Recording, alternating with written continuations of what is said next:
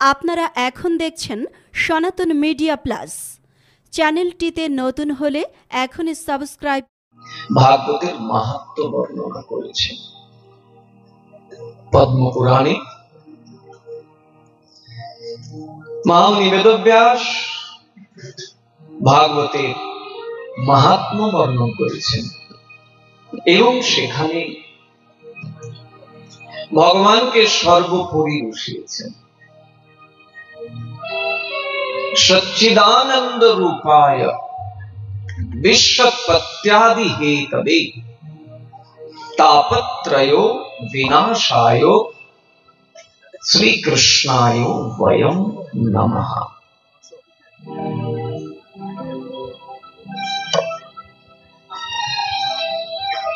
কারণ এটা তো সংশোধিত।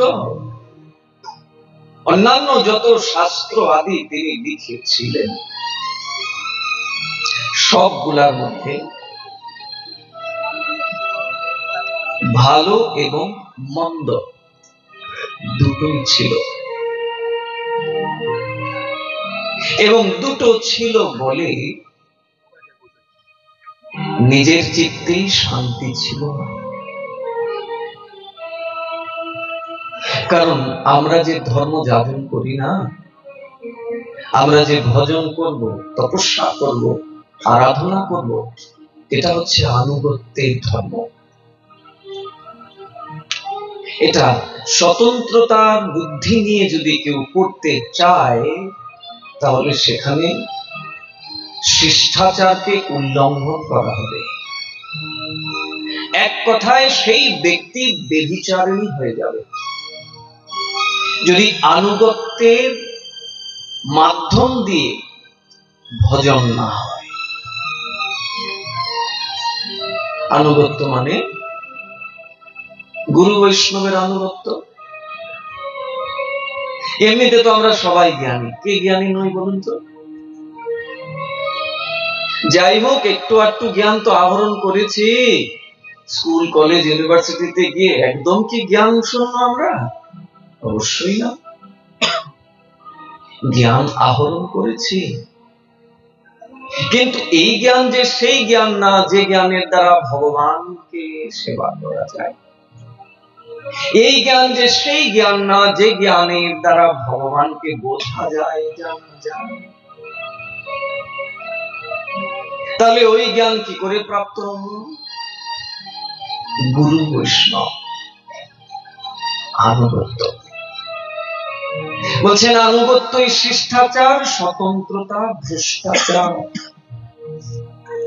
যে ব্যক্তি আনুগত্যের বাইরে গিয়ে স্বতন্ত্র পাণ্ডিত্য জ্ঞান উজাড় করে নিজেকে প্রতিষ্ঠিত করতে চায়, আদতে তার দ্বারা সংসারের কোনো মঙ্গল হয় না। তার নিজেরই মঙ্গল হয় না, তো সে সংসারের কি মঙ্গল করবে? মহামুনি বেদব্যাসের মধ্যেও এটাই ছিল। বহু কিছু লিখেছেন, শ্রুতি স্মৃতি পুরাণ সব মহামুনি বেদব্যাসের লিপিবদ্ধ। আর কিসের জন্য লিখেছিলেন?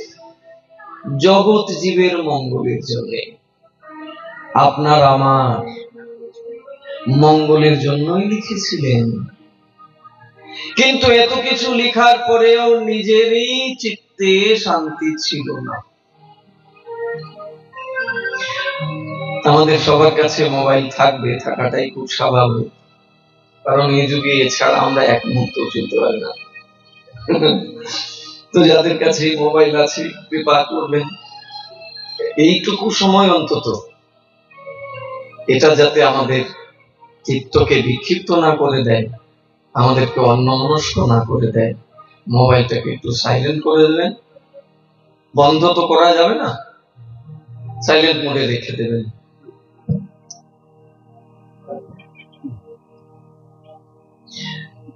তাহলে আনুগত্য।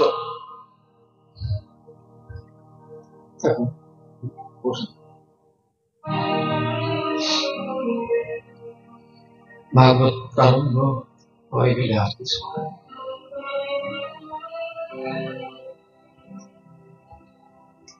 আনুগত্য। মহামুনি বেদব্যাস তার নিজের জ্ঞান পাণ্ডিত্যকে শ্রেষ্ঠ জ্ঞান শ্রেষ্ঠ পাণ্ডিত্য ভেবেছিলেন, তাই তিনি অনেক কিছু লিখেও ছিলেন, কিন্তু নিজেরই শান্তি আসে। কে শান্তি দেবে? আছে কেউ এই জগতে আপনাকে শান্তি দিতে পারে? কেউ নাই। ওই মুখে মুখে সবাই সবাইকে অনেক কিছু দিয়ে দেয়, তুই চিন্তা করিস না, আমি আছি না তোর সাথে। কিন্তু আদতে কেউ কারোর সাথে নাই। কে কার সাথে থাকবে বলুন তো? আমি আমার নিজের বোঝাই বইতে পারি না, আপনার বোঝা আমি কি করে বইব? বইতে পারে কেউ? ও তো বলতে তো অনেক কিছু বলা যায়, হেন করেগা তেন করেগা, ঘন্টা কিছুই হয় না। তাহলে কে করতে পারে? ওই যে আনুগত্য, গুরুদেব, বৈষ্ণবগণ, তারা পারেন। তারা পারেন মানে কি? তারা সব কিছু পারেন। আপনার সাংসারিক সুখ, পারলৌকিক সুখ, আধ্যাত্মিক সুখ, এমনকি আপনি যাকে পাবার জন্য জগতে এসেছেন তাকে পর্যন্ত পাইয়ে দেয়। সেই যে সচ্চিদানন্দ রূপ ভগবান, তাকে পর্যন্ত পাইয়ে দিতে পারে। শুধু তাকে পাইয়ে দেয় তা নয়, তার সাথে আপনার প্রেমের সূত্র বেঁধে দেয়। এই শক্তি গুরুদেব আর বৈষ্ণবের আছে। এই জন্যই যুগ ধর্মটা হচ্ছে আনুগত্যের ধর্ম। আর আনুগত্যের বাইরে যে, সে বলছে ভ্রষ্টাচার।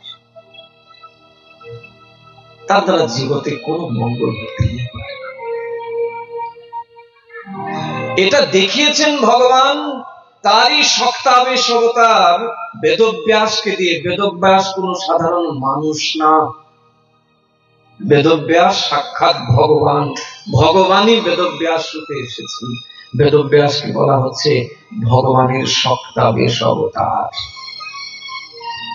আর এই বেদব্যাসকে দিয়েই ভগবান দেখিয়েছেন যে দেখো, আনুগত্যের বাইরে যদি বেদব্যাসও যায় তাহলে তারও চিত্ত ভ্রান্ত হয়ে যায়, তার চিত্ত চঞ্চল হয়ে যায়, তার চিত্ত শান্তি থাকে না। পরিশেষে শান্ত হলো কখন? যখন গুরুদেবের শরণাপন্ন হলেন, বললেন হে গুরুদেব, আমি তো ব্যক্তিগত কোনো স্বার্থে এগুলো লিপিবদ্ধ করিনি। শ্রুতি স্মৃতি পুরাণ জাগৃতীয় যা উপনিষদ আদি সব জগতের মঙ্গলের জন্য করেছি, কিন্তু আমার তো শান্তি হল। গুরুদেব হাসলেন। বেদব্যাস বলছেন, হে গুরুদেব, আমার করুণ কাহিনী আপনাকে আমি বলছি আর আপনি হেসে উড়িয়ে দিলেন। বলে আমি উড়িয়ে দিইনি, হাসলাম এই জন্য তুমি ভেবেছো তোমার যে জ্ঞান, তোমার যে পাণ্ডিত্য, দিস ইজ সাফিসিয়েন্ট। কখনোই না। প্রত্যেকেরই জ্ঞান আছে, প্রত্যেকেরই পাণ্ডিত্য আছে, যার যার অবস্থানে থেকে, কারুর কম, কারুর বেশি, কারুর অনেক বেশি, কিন্তু ওই জ্ঞানটা শুদ্ধ জ্ঞান নহে, ওই জ্ঞানটা বিশুদ্ধ জ্ঞান নহে। আর যেখানে পিউরিফিকেশন নাই, যেখানে বিশুদ্ধতা নাই, যেখানে শুদ্ধতা নাই, সেখানে ভগবানও নাই। ভগবান কোথায় থাকেন? যেখানে শুদ্ধ বিশুদ্ধ ভক্তি আছে, যেখানে শুদ্ধ বিশুদ্ধ জ্ঞান আছে, যেখানে শুদ্ধ বিশুদ্ধ বুদ্ধি আছে, সেখানে ভগবান। নারদ ঋষি মানে ব্যাসদেবের গুরুদেব বললেন, তোমার কাছে অগাধ পাণ্ডিত্য, অগাধ জ্ঞান, কিন্তু থাকলে কি হবে? এটা শুদ্ধ বিশুদ্ধ জ্ঞান না। বলে তাহলে গুরুদেব আপনি বলুন, শুদ্ধ বিশুদ্ধ জ্ঞান কি করে আমার লাভ হবে? তখন নারদ ঋষি মানে গুরুদেব, বেদব্যাসের গুরুদেব, নারদ ঋষিকে সেই শুদ্ধ বিশুদ্ধ জ্ঞান কর্ণমূলে দান করলেন,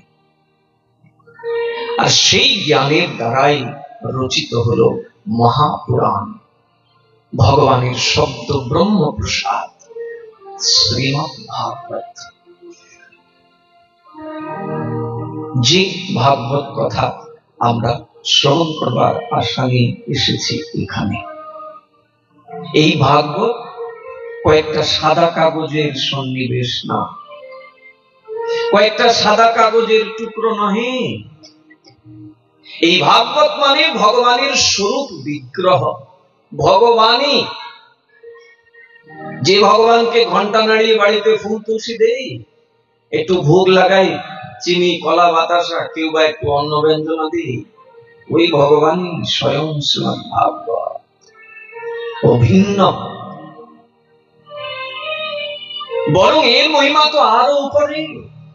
ভগবানের সঙ্গ করেও ভগবানের প্রতি ভালোবাসা নাও হতে পারে, এবং হয় নাই অনেকের ক্ষেত্রে।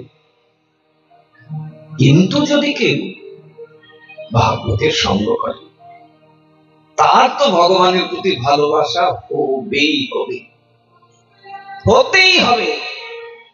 তবে সেখানেও কথা আছে, যদি শ্রবণটা যথাযথ হয়, আর যিনি ভাগবত কথা বিস্তার করবেন, তিনিও যদি ওই রকম সাধক হন, তিনিও যদি ভাগবত হন। আমার গুরুদেব বলেন, তোমাদের বাংলাদেশে তো পাঠকের ছড়াছড়ি, আসলেও তাই। এখন অলিতে গলিতে হাটে ঘাটে মাঝে পাঠকের অভাব। আর এটা একটা ভালোই ব্যবস্থা, মোটামুটি এইটার দ্বারা একটা জীবিকা নির্বাহ হয়ে যায়, সংসার টংসারও ভালোই চলে। কি দরকার এত কষ্ট করা? একটু বই টই ঘাটালে, আর এখন তো ইউটিউবের জগৎ, অনলাইনের জগৎ, পাঠ শুনে শুনে শুনে পাঠক পাওয়া যায়। ভাগবত এমন একটা বিষয়, ভাগবত কথা জীবের চিত্তকে শান্ত করে, জীবকে অনুশোচনাতে নিয়ে আসে,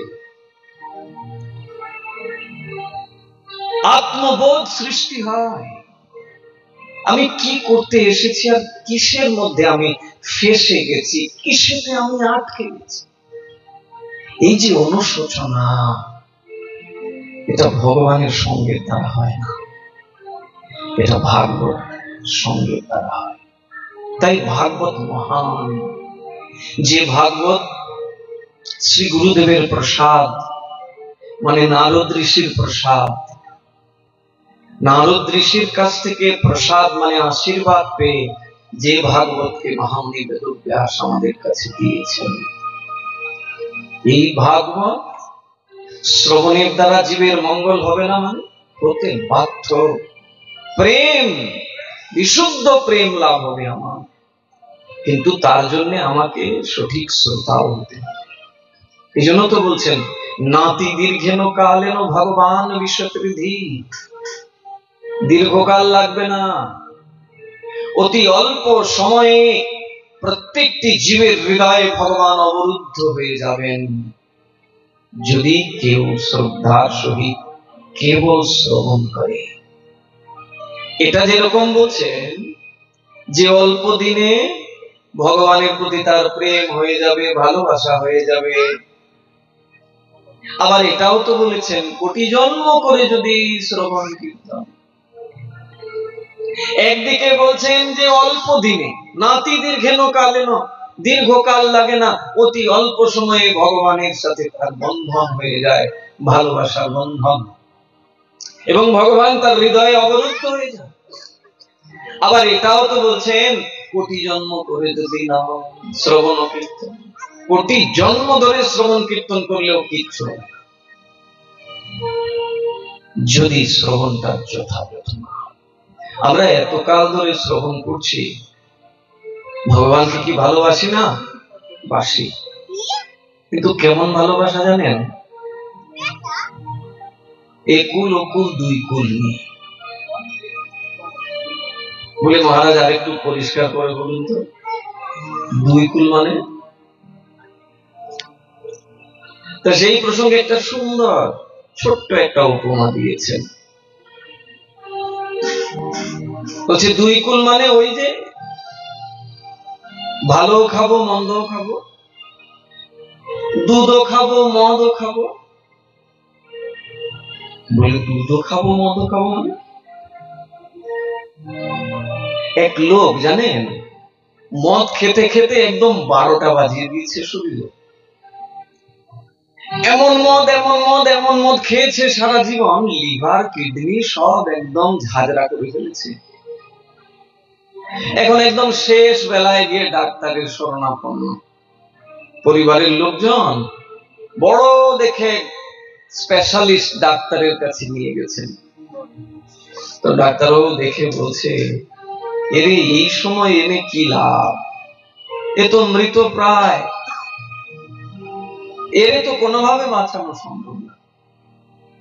পরিবারের লোকজন বলছেন আমরাও জানি, কিন্তু আপনি তো ডাক্তার বাবু, আপনি চেষ্টা করলে যদি পারেন দেখুন না একটু চেষ্টা করে। ডাক্তার বাবু অনেক চেষ্টা করলেন, একদম নিজের আপন জ্ঞান করে চেষ্টা করলেন এবং চেষ্টা সফলতা হলো। সত্যি সত্যি ওই লোককে বাঁচিয়ে দিলেন। সেই লোক এখন প্রায় সুস্থই। তা ডাক্তারবাবু বলছেন, দেখ রে বাবা, আমি চেষ্টা করেছি, আর উপরে ভগবান তোকে রক্ষা করে দিন। তবে যদি এইভাবে তুই পুনরায় আবার মদ টদ খাস, তাইলে বোধ হয় আর বাঁচানো যাবে না। বলে তাই ডাক্তারবাবু? আচ্ছা তাহলে কি খাবো? বলছে কি খাবি? একটু বেশি বেশি করে দুধ খাবি প্রতিদিন। বলে দুধ খেলে কি হয়? বলে দুধ খেলে শরীরে পুষ্টি হবে। ওই যে মদ খেয়ে খেয়ে যে প্রত্যেকটা অঙ্গকে নষ্ট করে ফেলেছিস না, ওগুলো আবার পুনরায় শক্তি লাভ করবে। বেশি বেশি করে দুধ খাবি। খুব সুন্দর করে তো বুঝালেন ডাক্তারবাবু। বুঝিয়ে টুজিয়ে এখন যখন চলে যাবে, ছুটি দিয়ে দিয়েছেন ডাক্তারবাবু, সেই রুগী বাড়িতে চলে আসবে। এখন ডাক্তারবাবু জিজ্ঞাসা করছেন, আমি যে তোরে বুঝিয়েছি তুই ভালো করে বুঝেছিস তো? বলে হ্যাঁ ডাক্তারবাবু, খুব বুঝেছি। বলে আচ্ছা কি করবি বাড়িতে গিয়ে? বলে বাড়িতে গিয়ে একটু মদও খাবো একটু দুধও খাবো। রাধে রাধে। কেমন বুঝা বুঝেছে গো? হ্যাঁ, বলে ডাক্তারবাবু আমি বুঝেছি তো, বাড়িতে গিয়ে একটু দুধও খাবো একটু মদও খাবো। বলে বুঝলাম না, কি বলতে চাইছিস? বলে না, আপনি বলছেন না মদ খেলে শরীর খারাপ হয়, আবার এটাও তো বলেছেন দুধ খেলে শরীর ভালো হয়। তা একটু মদ খেয়ে যদি শরীর খারাপ হয়ে যায়, দুধ খেয়ে আবার ভালো হয়ে যাবে। রাধে রাধে। আমাদের অবস্থা বোধ হয় এরকমই। আমরাও ঠিক আছে ওদিকটাও দেখবো, আবার এদিকটাকেও ঠিক রাখবো। কেউ যদি বলে বাবা ওটা ছাড়তে পারো না, ওটা ছেড়ে দিলে কেমন, তুমি তো বলছো ভগবানকে ভালোবাসো, তা ভগবানকে যদি ভালোই বাসো তাহলে ভগবান যেটা ভালোবাসে সেটাই করো না কেন? ভগবান যেটা ভালোবাসে না ওটা কেন খাও? বলে আরে মশাই, এটা কি এত তাড়াতাড়ি সম্ভব নাকি? একটু সব ঠিকঠাক হোক, তারপরে আরো কিছুদিন একটু খেয়ে নেই। ওই দুধ আর মদের মতো দুটোই করবে, এভাবে হবে না। শুনতে খারাপ লাগবে আমাদের, খারাপ লাগাটা বোধ হয় অস্বাভাবিক কিছুও না। অনেকে হয়তো মনে মনে ভাববেন, আরে এটা বলার কি ছিল, এটা তো বলতে হবে। আমার দোষ তো আমি নিজে দেখতে পাবো না, আমার দোষ কতটা আছে না আছে সেটা গুরু বৈষ্ণবগণ দেখবেন, তাদের সেই দৃষ্টি আছে। ভাগবত বলবেন, আমাদের কোথায় কোথায় দোষ আছে, যে দোষের জন্য আমরা ভাগবতের সঙ্গ করেও ভাগবতের কৃপা লাভ করতে পারি না। তাহলে আমি যদি ব্যালেন্স করে মেনটেন করে চলি, যে এদিকটাও রাখবো ওদিকটাও রাখবো, হবে না। শ্রীমদ্ ভাগবত রসময়, শুদ্ধ বিশুদ্ধ, জ্ঞান প্রদানকারী, ভক্তি প্রদানকারী, এবং সেটা যদি হয় সত্যিকার এক ভাগবতের শ্রীমুখ থেকে, তাহলে অবশ্যই সেটা আমাদের জন্য অনেক বেশি কার্যকারী হবে। তো যে প্রসঙ্গে আজকে আমাদের কথাটাকে প্রারম্ভ করেছিলাম ভক্তবৃন্দ, যে দেখুন কলিযুগের যুগ ধর্ম কি? নাম সংকীর্তন। যে যুগের যে যুগ ধর্ম, সেটার প্রতি অধিক শ্রদ্ধাশীল হতে হবে, সেটার প্রতি আমাদের বেশি বেশি যত্ন রাখতে হবে। কলিযুগের যুগ ধর্ম অন্য কিছু নয়, ধ্যানও না, যজ্ঞ না, অর্চনও না। একটু একটু রেখেছেন, একদম যে মহাপ্রভু বাদ দিয়ে দিয়েছেন তা না। অর্চনটাকেও রেখেছেন ওই অল্প একটু সময়, গুরুদেবের একটু পুজো করা, ভগবানের অল্প একটু একটু পুজো করা, ওই সকাল থেকে রাত পর্যন্ত দিনের পর দিন, মাসের পর মাস, বছরের পর বছর একভাবে শুধু অর্চনের মধ্যেই পড়ে থাকবে, এটা কলিযুগের জন্য রাখেননি। কারণ কলিযুগের মানুষ অলস এই জায়গায়, করতেই চায় না। এই যে মাঘ মাসের পৌষ, মাঘ, ফাল্গুন, তখন কি আর মন চাইবে বলুন তো এই 3:30টার সময় উঠে এই ঠান্ডার মধ্যে স্নান করে ঠাকুর জাগিয়ে ঠাকুরকে আরতি করা, একটু সুন্দর করে বাল্যভোগ দেওয়া? বলবে ধূর, আচ্ছা গরম দিন আসলে না হয় করা যায়।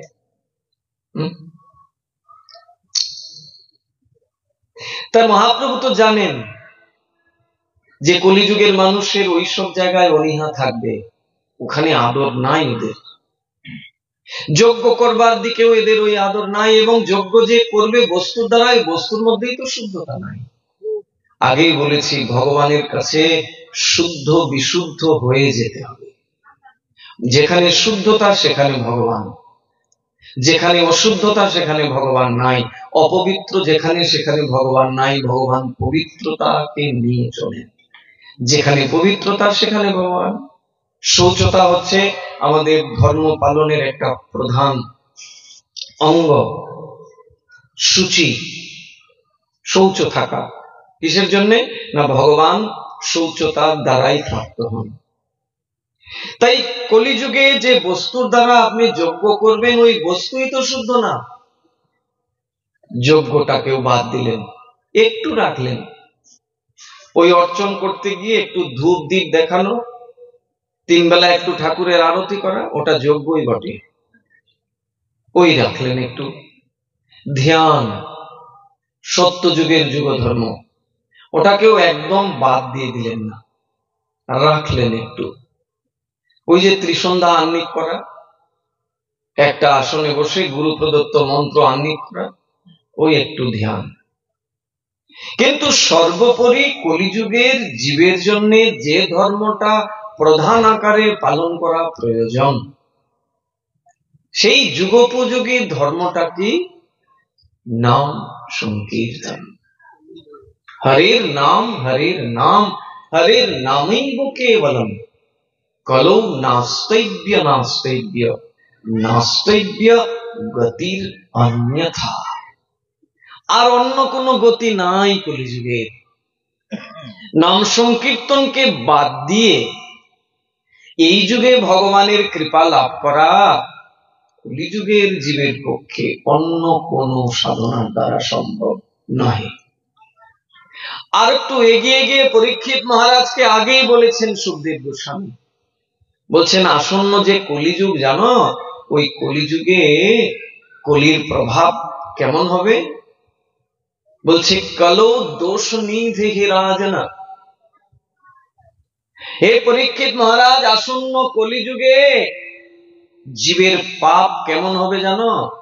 জীবের পাপ সমুদ্রের মতো, এই একটু আটটু পাপ নহে। সমুদ্রের যেরকম কোন কুল কিনারা নাই, ঠিক তদ্রূপ কলিযুগের জীবেরও পাপেরও কোনো সীমা রেখা নাই। প্রত্যেকটা কলিযুগের জীব এইভাবেই কায়িক, বাচিক, মানসিক এই 3 প্রকার পাপেতে একদম সমুদ্রের মতো পাপ তার সঙ্গে সংগৃহীত আছে। কিন্তু থাকলে কি হবে পরীক্ষিত মহারাজ? কলিযুগে এত এত পাপের মধ্যে একটা মহৎ গুণ আছে, কীর্তনা দেব কৃষ্ণস্য, কীর্তনা দেব কৃষ্ণস্য ভজতাম। বলছেন কলিযুগের জীবের একটা মহৎ গুণ হচ্ছে মহতের সঙ্গে কৃষ্ণ নাম আস্বাদন করে কৃষ্ণের হয়ে যেতে পারবে। হরিনামের এমন শক্তি, এই নাম সাক্ষাৎ ভগবান। এই নাম এবং নামই অভিন্ন। আমরা এই 3 দিন, আজকাল এবং পরশু, 3 দিন পর পর এই নামের মাহাত্ম্যটাই শ্রবণ করব গোস্বামী গণের মুখ থেকে। আমরা তো হরিনাম করি না যে তা না, গুরুদেব দিয়েছেন কিংবা গুরুদেব না দিলেও কোনো মন্দির থেকে নিয়ে নিজে নিজে জপ করছি, যেখানে বলছে যে যদি কেউ সংকেত করেও ভগবানের নাম করে, শ্রদ্ধা নাই নামের প্রতি, আরেকজন করছে দেখে দেখে নাম করছে, সেখানেও নামের ক্রিয়া হবে। এর নাম কোনো সামান্য নাম নাই। হরে কৃষ্ণ মহামন্ত্র যে নাম, এটা যদি কেউ সংকেত করেও করে, যদি কেউ পরিহাস করেও করে, যদি কেউ ঠাট্টা করেও করে, তথাপি নামের ক্রিয়া হবে।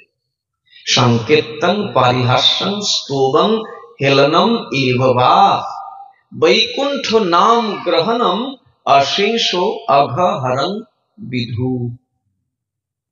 তা যদি সংকেত করে হরিনাম করতে এত লাভ, তা আমরা তো মোটামুটি জপমালাতে জপ করছি, আমাদের তো আরো অনেক কিছু হওয়ার কথা, কেন হয় না? কি তার কারণ?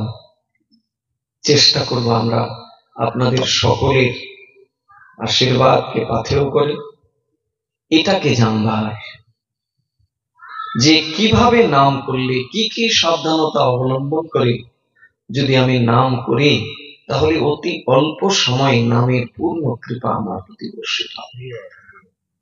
এবং এই জন্যই ভগবানের অশেষ কৃপার পাত্র হয়ে যেতে পারবো আমি।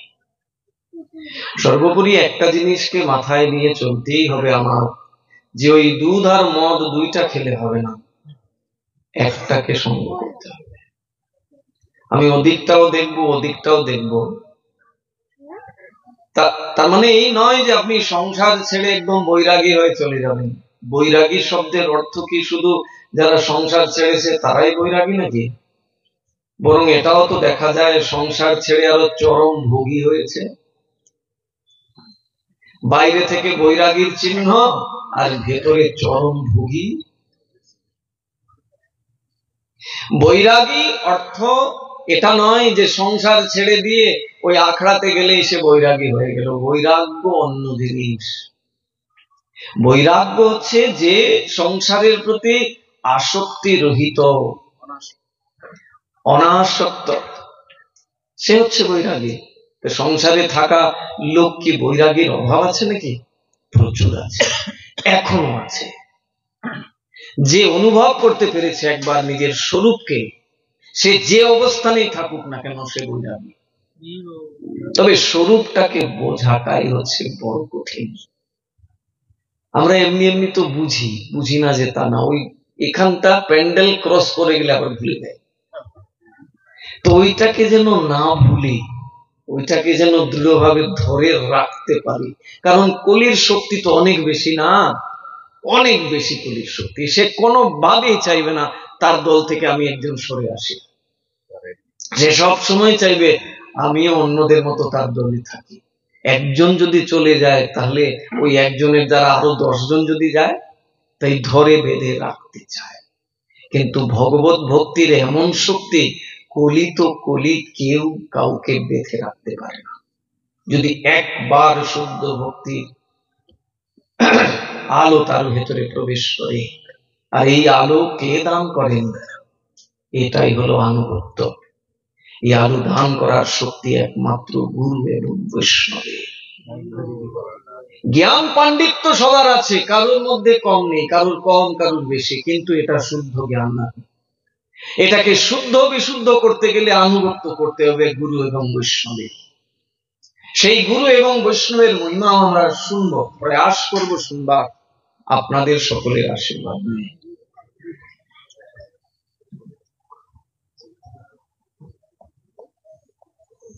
অনেক মায়েরা তো ঘুমিয়েই পড়েছেন, ঠান্ডাও পড়েছে না, আর বাড়িতেও তো অনেকের সমস্যাও হয়, নাতি নাতনি বড্ড কষ্ট দেয়, ঘুমোতেই দেয় না। এখানে আসলে সুবিধাও আছে, কেউ কিছু বলবে না, দিয়ে ঘুম দিয়ে ঘুম।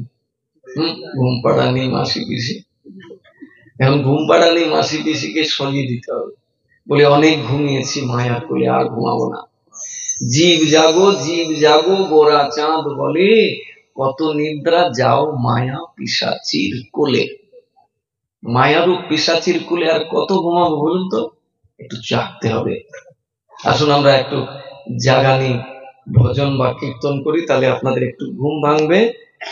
কালকে এবং পরশু বিশেষভাবে বিস্তারিত ভাবে আমরা হরিনামের মহিমা, একাদশী মহিমা এবং গুরু বৈষ্ণবের যে আনুগত্য, কিভাবে আনুগত্য করব এবং সেই গুরু এবং বৈষ্ণব কেমন হবেন যার আনুগত্য আমরা করব, সেই নিয়ে আমরা একটু আস্বাদন করবার চেষ্টা করব। আসুন আজকে আমরা একটা ছোট্ট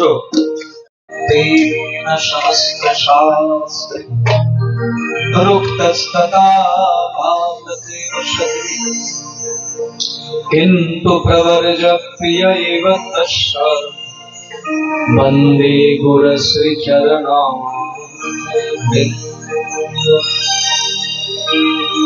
তিনি যদি আসলেই সাক্ষাৎ হরিত্বেন হয়ে থাকেন, তাহলে কোনোভাবেই আমাকে দুধ এবং মদ দুই জায়গায় রাখবেন না। তিনি যদি সত্যি সত্যি যস্য প্রসাদাৎ ভগবৎ প্রসাদ, তিনি যদি সত্যি সত্যি হরির নিজজন হন, তাহলে কোনোভাবেই আমাকে প্রতিকূল পরিস্থিতির মধ্যে রাখবেন না। ভগবত ভজনের যত প্রতিকূলতা আছে, সমস্ত প্রতিকূলতা থেকে আমাকে মুক্ত করবেনই করবেন, এই শক্তি তার আছে। এবং তিনি সামান্য কোন রক্ত মাংসের পিণ্ড নহেন, তিনি সাক্ষাৎ হরিত্বেন, তিনি সাক্ষাৎ ভগবানের প্রকাশ মূর্তি। কত সহজ না, কানে ফু নিলাম আর হয়ে গেলেন। এই এমন এক ফু স্রোত পন্থায় প্রাপ্ত হয়ে যখন কর্ণকুহরে প্রবেশ করে হৃদয়ে আঘাত করে, তখন প্রত্যেকটি মনুষ্য তার স্বরূপকে সে জানতে পারে। সে কে? সে চক্রবর্তীও না, সে রায় না, দাস না, মালো না, সে মহারাজও না, সে ব্রহ্মচারীও না, সে গৃহস্থ না, সে কৃষ্ণদাস।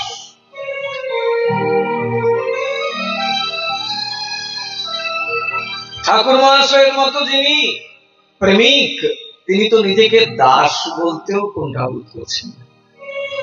বলছেন কৃষ্ণ দাস হতে গেলে যে যোগ্যতা থাকা দরকার ওটা আমার নাই। দাসের দাসের অনুদাস। আনুগত্য কাকে বলে? প্রেম, ভালোবাসা কেমন করে হয়? এগুলো গোস্বামীদের চরিত্র না শুনলে, গোস্বামীদের চরিত্রের আলো প্রবেশ না করলে সঙ্গ করব লাভ কিছু হয়।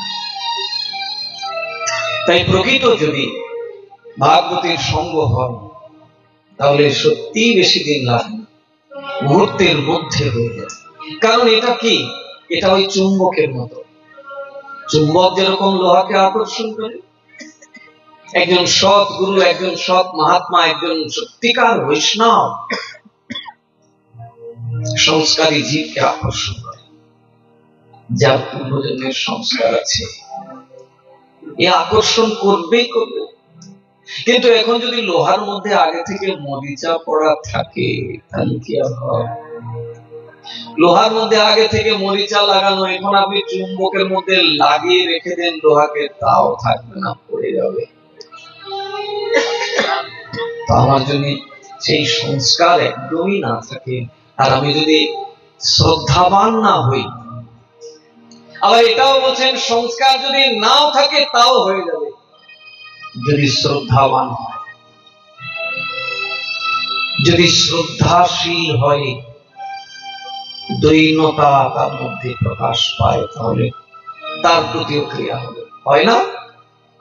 রত্নাকর দস্যু এমন কি মহাত্মা ছিল, কিচ্ছুই তো মহাত্মার কাজ করে দিয়েছে। একটু মহাত্মার গুণের লেশ মাত্র তার মধ্যে ছিল না, কিন্তু মহতের গুণ দেখুন, মহতের শক্তি দেখুন। রত্নাকরের মতো এরকম দস্যুকে বাল্মীকি মুনি বানিয়ে দিল। জয় রাম।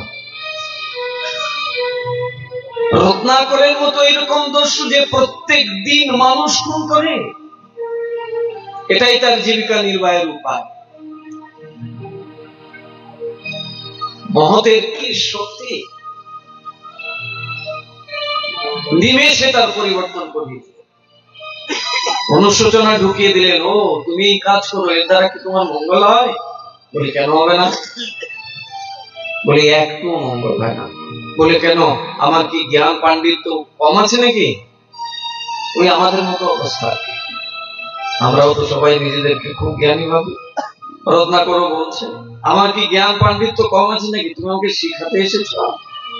বলে বাবা, আমি মূর্খ লোক, আমি তোমাকে কি শেখাবো? কিন্তু আমার মনে হয় জানো, জীব হিংসার দ্বারা তো কখনো জীব শান্তি লাভ করে না। তুমি যেটা করছো এটা তো হিংসা প্রবৃত্তি। হিংসা প্রবৃত্তির দ্বারা কি আদৌ কারোর সুখ হয় বলো? আচ্ছা তুমি এটা কেন করছো? বলে কেন, আমার পরিবারের লোকজন নাই, আমার স্ত্রী সন্তান আদি আছে, তাদের ভরণ পোষণ করতে হবে না? বলে ভরণ পোষণ করতে হবে বলে আরেকজনের সাথে হিংসা করে করতে হবে? আর তাছাড়া তুমি যে এই কাজ করছো তার দ্বারা তো তোমারই ক্ষতি হচ্ছে, ওদের কিছু হচ্ছে না, আর ওরা তোমার কোনো পাপের অংশও নেবে না।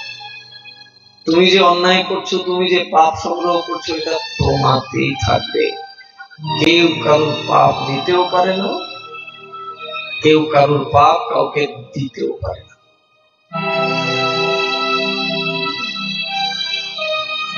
আপনারা সবাই সেই উপাখ্যান জানেন, নতুন করে বলার কিছু নেই, কিন্তু প্রসঙ্গক্রমে তো এসেই যায় না। পরিশেষে কি হলো? তাই হলো। জিজ্ঞাসা যখন করলেন বাড়ির লোককে, এসে সবাই মুখ থুবড়ে নিচের দিকে মাথা নিয়ে দাঁড়িয়ে গেল। কেউ পাপ নিতে চাইল না। এত আপনজন, নিজের স্ত্রী, নিজের ঔরসজাত সন্তান। যখন রত্নাকর গিয়ে জিজ্ঞাসা করলো, জানিস আজকে একটা লোক আমাকে বলছে আমি যে কার্য করি এর দ্বারা নাকি আমার প্রতিনিয়ত পাপ হচ্ছে, আর এই পাপের অংশ নাকি তোরা নিবি না। আচ্ছা তোরা তো আমার সন্তান, আমি তোদের পিতা, সত্যিই যদি আমি এই পাপ করে থাকি তাহলে আমার পাপের অংশ তোরা নিবি না? বলে বাবা, তুমি কোথা থেকে কি করে কিভাবে আমাদেরকে ভরণ পোষণ করো এটা তুমি জানো, এটা তোমার দায়িত্ব। তুমি যদি পাপ করে আমাদের ভরণ পোষণ করো, তোমার পাপের দায়ভার আমরা নিতে যাবো কেন? রাধে রাধে হয়ে গেল। জিজ্ঞাসা করলেন তার অতি সুন্দরী স্ত্রীকে, তুমি নেবে না? বলে আমি তোমারটা নিতে যাবো কেন? ক্ষণিকের সঙ্গ পরিবর্তন করিয়ে দিল। ফিরে আসলেন, ওই সাধু বাবার কাছে এসে বলছেন, সাধু বাবা আপনি সত্যিই বলেছেন, কেউ নিতে চাইবে না, এখন আমার কি হবে? আমি যে এইভাবে এত পাপ করেছি, আমি যে প্রত্যেক দিন এইভাবে পাপ করেছি, আমার কি গতি হবে? বলে কোনো চিন্তা, বিলকুল চিন্তা করতে হবে।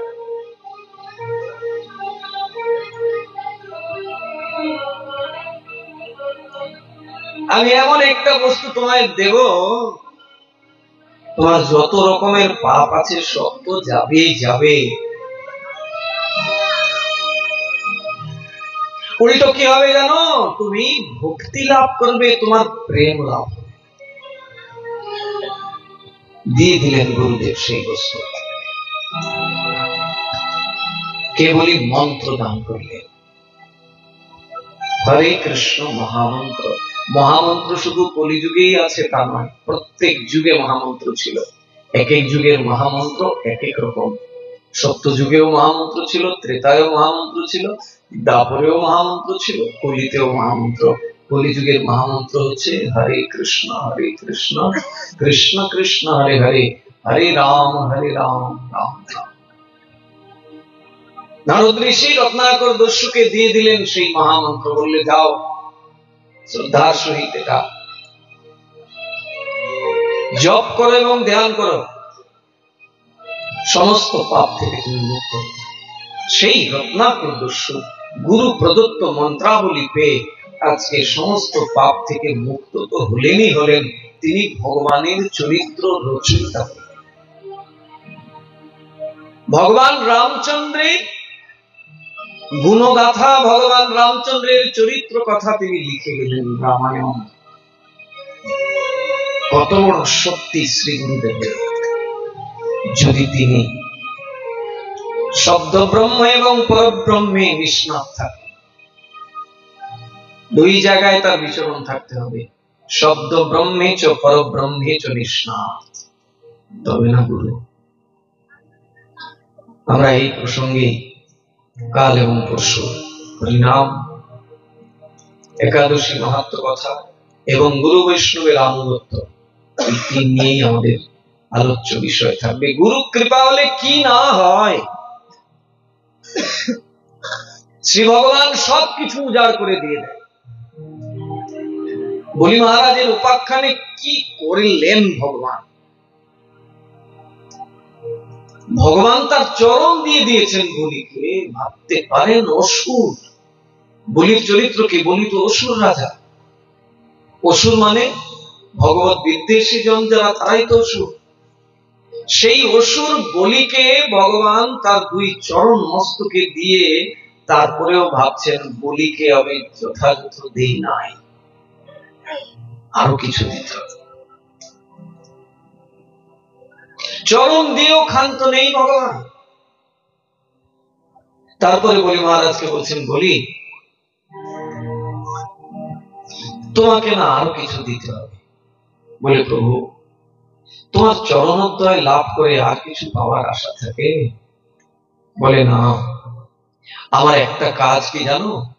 আমি জীবের বাসনাকে পূর্ণ করি, প্রত্যেকটা জীবের বাসনাকে আমি পূরণ করি, এটা আমার ধর্ম। যদি জীব এক পর্যায়ে এসে নাও চায় তাও আমি দেই। দেয় সত্যি ভগবান দেয়। ধ্রুব মহারাজকে দেয়নি? ধ্রুব মহারাজ যখন ভগবানের দর্শন পেয়েছেন তখন বলছেন, প্রভু আমায় ক্ষমা করে দাও, তুমি সত্যি আমার বিষয় বাসনা ছিল, কিন্তু এখন তোমাকে পেয়ে আমার কোনো বিষয় বাসনা নাই। ভগবান বলছেন, তুমি বললে কি হবে, ছিল তো, অতএব তোমাকে সেই বিষয় আমি দিচ্ছি। তবে চিন্তা করো না, তুমি যে ভয় পাচ্ছ বিষয় পেলে তুমি আমায় ভুলে যাবে, এমন হবে না। বিষয়ের মধ্যে তুমি থাকবে, কিন্তু বিষয় তোমাকে কিচ্ছু করতে পারবে না, আমি এমন আশীর্বাদ দিয়ে দিচ্ছি তোমায়। ৩৬,০০০ বছর বিষয় ভোগ করালেন ভগবান শ্রীকৃষ্ণ ধ্রুব মহারাজকে, রাজকার্যের মধ্যে পাঠালেন। তারপরে ওখান থেকে উঠিয়ে বললেন, আমি তোমাকে একটা লোক দিয়ে দিচ্ছি, যাও ব্রহ্মলোকের উপরে তোমার স্থান। ব্রহ্মা যেখানে থাকে তার উপরে হচ্ছে ধ্রুবলোক। কেমন ভোজন করেছেন ধ্রুব মহারাজ? তার ওই যে মনে বাসনা নিয়ে এসেছিলেন সংসারে থাকতে, সিংহাসনের বাসনা, বিষয়ের বাসনা, সেটাও দিয়েছেন, পূরণ করেছেন, আর আসল জায়গাও দিয়ে দিয়েছেন। বলছেন তোমাকে অন্য কোন লোকে থাকতে হবে না, তুমি দেবলোকে থাকবে, ব্রহ্মলোকে থাকবে, বৈকুণ্ঠে থাকবে না, তোমার জন্য আমি আলাদা একটা স্বতন্ত্র লোক তৈরি করে দিয়েছি, এবং এটা ব্রহ্মার উপরে, সৃষ্টিকর্তা ব্রহ্মাও তোমার নিচে থাকবে। দিয়ে দিলেন ধ্রুবকে। আজকে বলি মহারাজকেও ভগবান কি করছেন? এটা অসুর বালক, সেই অসুর বালক বলি মহারাজকে শ্রী ভগবান নিজের চরণোদ্বয়ে দান করলেন, দিয়ে বলছেন, বলি আমি আরো কিছু দিতে চাই। বলে, প্রভু আর কি লাগবে? আমার শ্রী গুরুদেব আপনার সাথে অন্যায় করে তার কষ্ট পেতে হচ্ছে, আর আমি তার শিষ্য হয়ে তোমার এমনই করুণা পেয়েছি, তোমার চরণ আমি পেয়েছি, আর কিছু লাগবে না। রাধে রাধে মায়েরা, কোমরে ব্যথা হচ্ছে, মাথায় ব্যথা হচ্ছে, আর রাতও তো হয়ে গেছে, ছেড়ে দিচ্ছি। তবে কালকে বিলম্ব করলে তো হবে না, কালকে একটু এগিয়ে আসতে হবে। কালকে আমরা অনেক কথা শুনবো, পরশুদিন যেহেতু একাদশী, একাদশীর মহিমাও শুনবো। আপনারা হয়তো ভাবতে পারেন একাদশীর মহিমা কত শুনেছি, শুনলে কি হবে?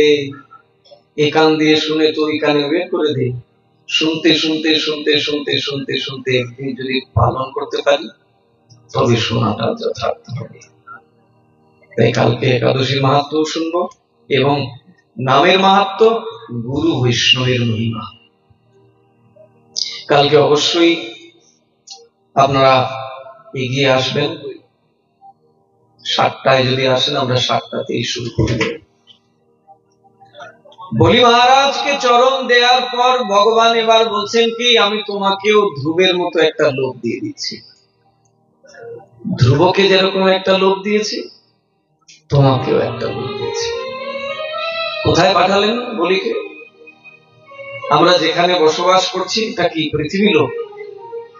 পৃথিবীর নিচে আছে 7টা লোক, আর পৃথিবীর উপরে আছে 7টা লোক। এ হচ্ছে 14 লোক, 14 ভুবন, 14 ভুবন। পৃথিবীর নিচে 7টা লোক, পাতাল পর্যন্ত, আর ওইদিকে বৈকুণ্ঠ পর্যন্ত 7টা লোক।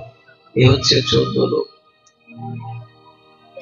বলি মহারাজকে চরণ দিয়ে বলছেন যে এটা তোমায় দেয়া হলো না, আরো কিছু দিতে হবে। যাও, ধ্রুবের মতো তোমাকেও একটা লোক দিয়ে দিচ্ছে। কোথায় পাঠালেন? সুতল লোকে। সুতল লোকের রাজা করে পাঠিয়ে দিলেন বলি মহারাজ। এবার তো হয়েছে, চরণও দিলেন, রাজাও বানিয়ে দিলেন। বলছেন না, হয় নাই, আরো কিছু দিতে হবে। আর আমরা ভগবানের কাছে কত কিছু চাই, কিচ্ছুই পাই না। আর এখানে উপযাজক হয়ে ভগবান দিচ্ছেন। প্রথমে চরণ দিলেন, সুতল লোকের রাজা বানিয়ে দিলেন, এখন যেটা করলেন এটা তো ভাবাই যায় না। কি করলেন জানেন? বলছেন রাজাদের অনেক শত্রু থাকে, তো আরেকটা রাজা এসে যদি তোমার কোনো ক্ষতি করে দেয়, তা আমি তোমার দাড়ি হয়ে থাকবো। শ্রী ভগবান বলি মহারাজের দাড়ি হয়ে গেলেন। দাড়ি মানে চৌকিদার, মাইনা দিয়ে রাখে না এখন ব্যাংকে চৌকিদার, বাড়িতে চৌকিদার, ভগবান ওই চৌকিদার হয়ে গেলেন তার ভক্তের। আমরাও হতে পারি এমন, যদি ওই ভক্তিকে ধারণ করতে পারি, তাহলে ভগবান আমাদেরকে উজাড় করে দেবে। কিন্তু ওই যে মদ আর দুধ, মদকে বাদ দিতে হবে, দুধকে গ্রহণ করতে হবে। রাধে রাধে। আজকের কথাকে আমরা এই জায়গায় বিশ্রাম রাখবো, কালকে আমরা প্রারম্ভ করবো অনেক আগে থেকে।